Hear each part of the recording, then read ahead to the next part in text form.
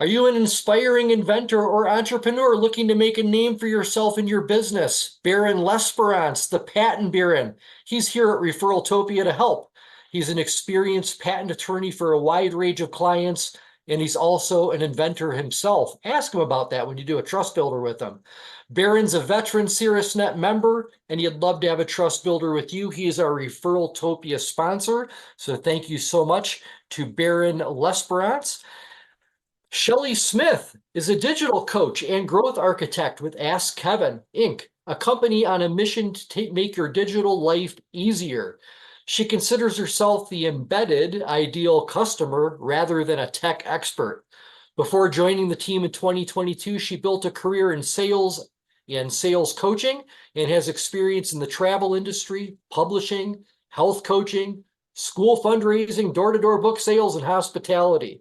She's based in Ypsilanti and is the host and producer of several long-standing Southeast Michigan comedy events, including Ann Arbor's first 50 Jokes. Let's put our hands together and welcome Shelly Smith to ReferralTopia, everybody. Hey, can everybody hear me all right? Give me a Gotcha. thumbs up. I want a lot of interaction during this in the chat. So I wanted to start with a little self-assessment because last night or the last, few days when I was trying to put this presentation together, it built my presentation for me because I wanted to learn how to put my face in front of my presentation, and then I wanted how to do a poll. And what happened was I went down a wormhole of all kinds of tech that I could use to communicate my message.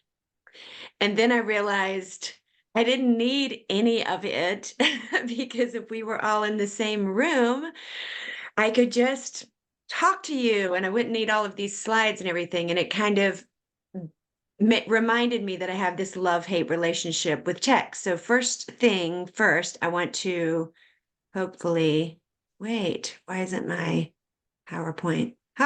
Look, I'm already doing it. Here we go. Here we go. Okay, can you see the self-assessment? It's still got the Ask Kevin screen up. Oh, Is it a different presentation? nope, that is the presentation. Hold on, let me find it. Nobody panic. That is the thing.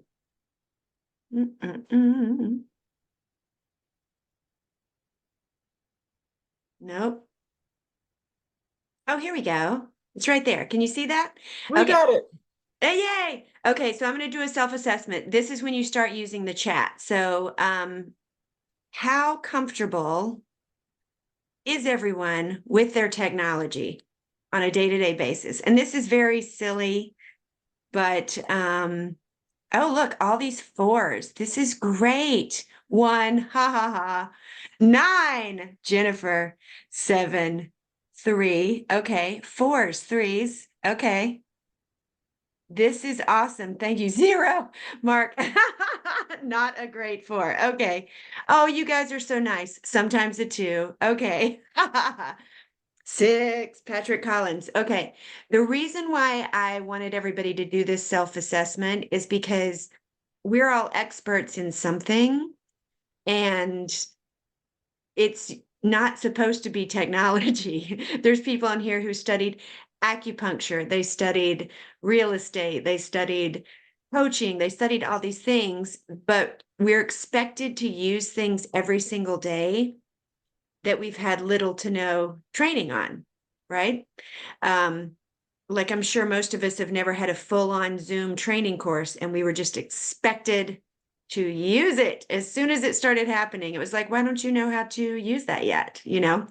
So what I have noticed in my role as a digital coach, we go into people's homes, they're trying to work from home, or they're a senior and they have to make appointments on their phone, or they have to learn how to use this new interface with their doctor's office, all of that. And there's no path to education on this. You're just expected to know it. So when I was trying to decide what to talk about and how my journey got me into this role, I wanted to put things in perspective, hopefully, to reduce the stress of technology. And the reason why I wanted to do this is on almost every single appointment that we have, somebody says something about, like, this makes me feel so stupid. Not knowing how to do this takes up so much of my time. I would do that, but I don't want to learn all of those things, right? So if you can relate to ever having technology make you feel overwhelmed or stupid or frustrated or wasting your time, Katie, you're so funny. Katie was a 5, but she remembered last night trying to figure out how to print something in landscape view. It's constant, right? So I'm just going to tell you a little bit about my background. So when I was in college, this is a crazy picture because it's from a scrapbook about selling books door to door for 9 summers, and it was how I learned how to run businesses.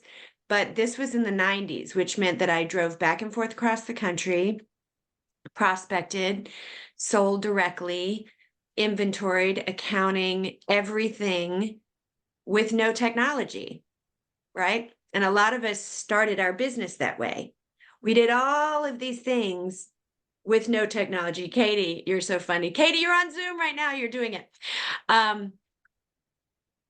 So then I remember there was a part of knocking on doors mid to late 90s where people started saying, oh, books are going to be outdated soon because we have computers.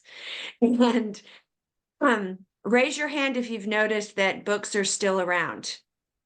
Have you noticed? Yes, they are. Also, how often do you need to update your computer? How often does your technology update? Daily? Moment by moment? I have an HP laptop. So 3 times a day for some reason. So the outdated, we were sold that, like, this technology is so current, right? But it still gets outdated. We regularly go into people's homes and they say, what do I do with this pile of old technology from the first 20 years of running my business? And we take it all away to the junkyard, the thing that was the very newest, most exciting thing. So my goal today is to empathize with you about how frustrating the human side of the tech-human relationship is, and to share perspective on how we got to this level of tech overload, refocus on our actual missions as entrepreneurs, and let that guide us to tech that is actually useful, okay? Everybody's now admitting that they didn't even know how to get into a ReferralTopia this morning. So here's me. I'm a performer. I'm a show person. I sold books door to door. I do all these silly festivals. So where's the part where I became a tech expert? Guess what? I didn't. I have other people in the company that do that, but I am the ideal client. So let me see if I can get this to play. Oh no, it's a video that won't play. I'll send you the link. This picture, there it is. Can you guys see the picture of me about to smash that printer? It's Okay. outrageous. I can't get it to play right now because of a technical difficulty, but in 2020, 2021, I hurled that printer over the side of my balcony and smashed it with so many different things, and it was terribly satisfying. Then I did the same thing with my smart TV, and everybody loved it. And when I was interviewing for this job, I was like, a tech startup, I can't do that. But then I realized I understand the frustration from working from home. I was a coach that worked from home forever. And the fact that you're just expected to learn everything with no one teaching you was really, really frustrating to me. And I started to realize that, how did we get to this level of frustration? So here's a quick history. A lot of you have been in business through this entire timeline, the history of computers and the internet. So when we started, like back in the 90s when I was selling books door to door, some people had a computer and they seemed fancy, right? And then I was a super late adopter to to an iPhone. I was a super late adopter to texting, but suddenly it was all over. There was no way out of it. We went from some people worked with computers and other people definitely didn't, to everybody having computers, to now everybody holding computers. So it feels like it just came over us like a slow wave. So give me a thumbs up in the chat if you can relate to the feeling like you've become overwhelmed with tech in any way. Because now we scan QR codes to eat. We have to set appointments using tech. There's an app for every service that we use. We're constantly being marketed to on our phones, on our email. That slow wave of like, why do I have to do everything through a digital interface? So here's what we see. I meet with a business person and they're either one of you guys who is like, yes, I love all tech and I know exactly how to use every single thing. I exist in Google land and Microsoft land and I understand all of it and I understand how to use all the social media. There's those people. But for most people, they don't even know why they have to mess with it. Do I have to do this? Do I have to adopt this thing? What is really gonna help my business, right? So I'm gonna go ahead one slide here. So the evolution of our digital life went from, I work on my laptop, but that's kind of my computer interaction at work, right? But now we're talking to our television, we're ordering food through our phone, and we're trying to do business with all of these things that are being marketed to us. Now, here is the tricky part. Tech marketing is a thriving business, right?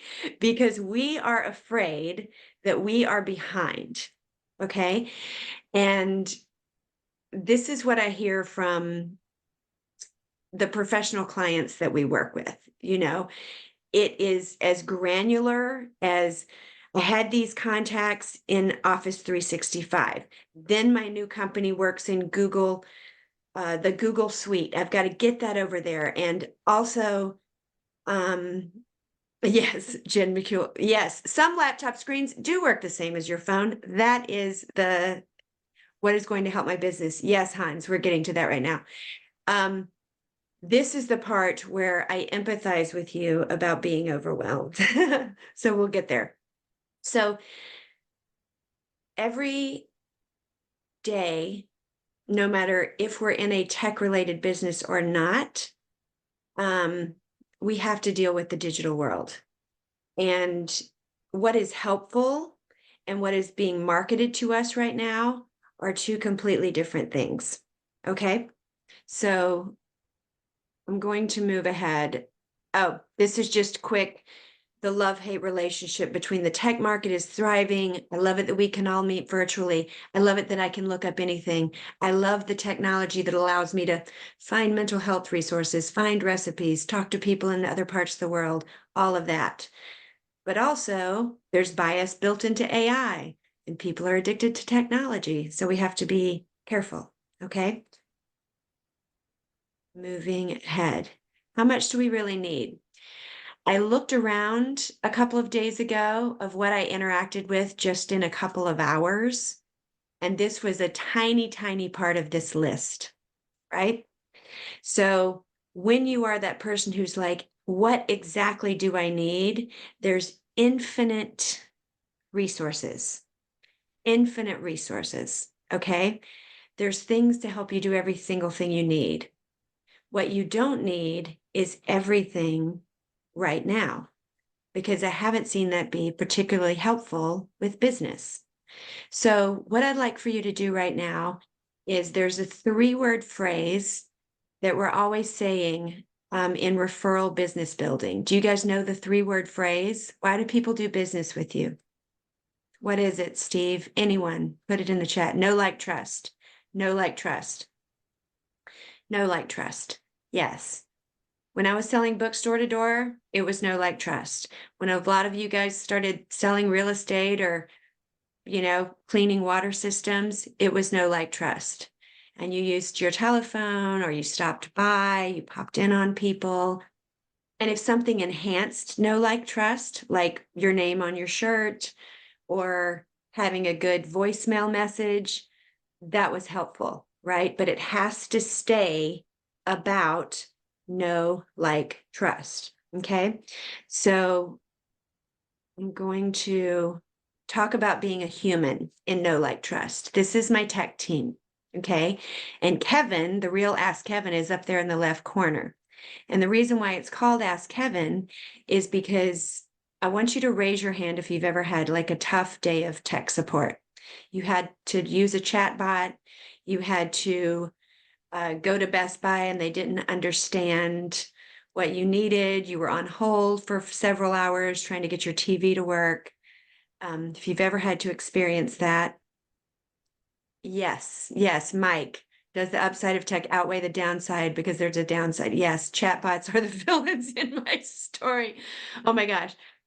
Yes, any day. Exactly. Exactly, Hans. So the reason why Kevin is wonderful is because he and Angela came from a very high corporate tech background. They live in the Silicon Valley. I was surprised that they founded it right in Los Altos, California, in Silicon Valley, because even the techies that they live around in their neighborhood who work at Stanford, who work at Google, who work, you know, would always say, hey, can one of you guys come over and help me with this Ring doorbell, with this Wi-Fi? They wanted a human. They need a human to interact with, right? And he's like the nicest, kindest person. And we realized we only wanted to hire the nicest, kind people because phrases like, I abhor chatbots, I watch people cry, scream, want to smash things because they're so frustrated with the dehumanization of the customer service experience through technology, right? Yes, Trey, I understand. Absolutely. Hans, yes, it feels dehumanized.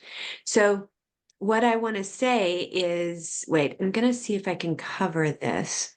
I think there's a way that you can cover it. No, it's okay. We'll just go back a couple of slides. Here we go. So here is my observation and my background as a business coach and my current stance as an entrepreneur / person who helps people use technology every day. Okay. If the technology that you are looking at is connected to know, like, and trust, then it's probably a good decision. Okay.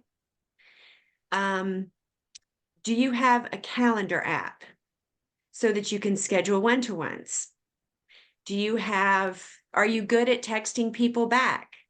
If you have ADD, which sometimes goes hand in hand with being an entrepreneur, do you have a timer so you don't get lost in activities? Do you have a basic social media presence so people can get to know you, like you, and trust you? Do you understand where your business assets are stored? Do you understand if it's in the cloud? Do you understand if it's on your hard drive? Is it backed up? Do you understand that? Right? Because if you have those things, if you understand who's hosting your website, right? Who's got access to your data, then you're probably pretty good. All right. But yes, ADHD. Yeah, people want a personal touch, but are unwilling to talk to a human being until they're ready to make a decision. Ironically, yeah. But also, when people want to talk to a human, they definitely want to talk to a human. So when I initially started thinking about this presentation, I wanted to think of all these super cool things that you could use to become more efficient and get your presence out there and make your life over. But the truth is that is already being marketed to you 24/7. If you are near a device and you say, I run a business, then the algorithm's going to hear your voice and suddenly you're getting marketed everything that's going to change your life, right? This app is going to change your life. This scheduling tool is going to change your life. And truly, if it doesn't have something to do with know, like, and trust, or just the basics of maintaining your business, it's probably a shiny object that's just has nothing, it's just a distraction. Might I remind you, in the 90s, in the 90s, when everybody started getting Blackberries, gonna change your life, right? But if you were a salesperson at that time, and you didn't get a Blackberry, you could still be a top salesperson, because it's not about the Palm Pilot, Steve. It's not about the Blackberry. It's about know, like, and trust. So if you can filter through what's being marketed to you 24 hours a day, AI, new apps, ways to decrease the amount of time you talk to people, all of that, and just focus on tech that assists or makes know, like, and trust easier, I think you'll reduce a lot of stress in your life. And if you still want to learn about all of those things, there's plenty of people in Caerusnet that can help you with your social media marketing. You can call Ask Kevin if you truly do not want to deal with any of it, and we will come over and update and back up. There's Patrick from Ipsy Tech. There's like people that can help you if you truly don't want to do it, but you definitely do not need to be chasing every shiny object. And I'm talking to you from the person that helps with that and like 30 years of sales and entrepreneurship. Stop worrying about being behind. You're not behind. Keep doing what you're doing so well. I'm going to wrap up with this because I'm just going to see if any of these slides are relevant. This is our team because this is us helping people. I like to help with people who are focused on their profession and what they're doing, and they just don't want to deal with the onslaught of the tech we're supposed to know without even being taught. So I'm going to let people ask questions now if they want to. Appreciate you guys going on that ride with me and all the people that were in the chat. That was very helpful. Are there any questions right now? Comments?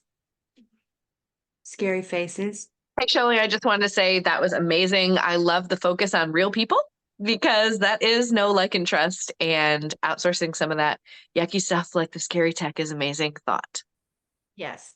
Manesh, who is my ideal client? Our ideal client, people who are frustrated with tech, there seems to be two big categories. One is people who work from home and have who are entrepreneurs and don't want to spend all of their time trying to figure out their cloud storage and all the programs and where their contacts went and the way they're communicating with the world.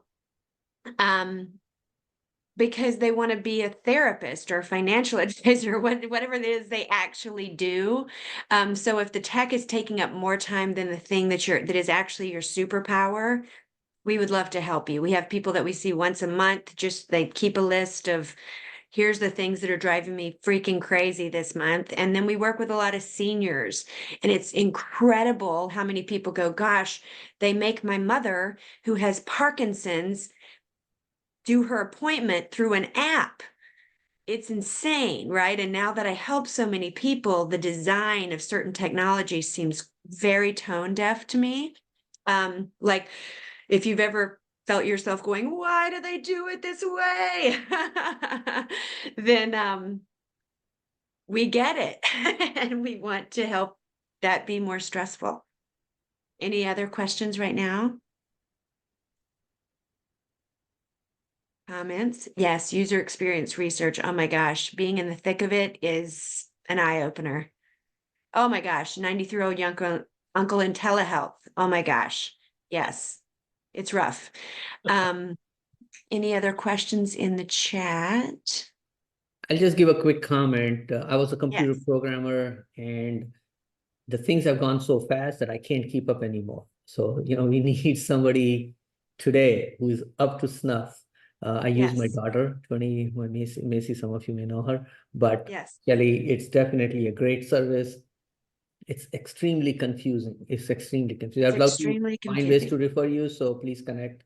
And people Yes. who need a human to really, really clarify for them what they need and how they can be supported in making those strange, decisions that they have to make at different times. So thank you.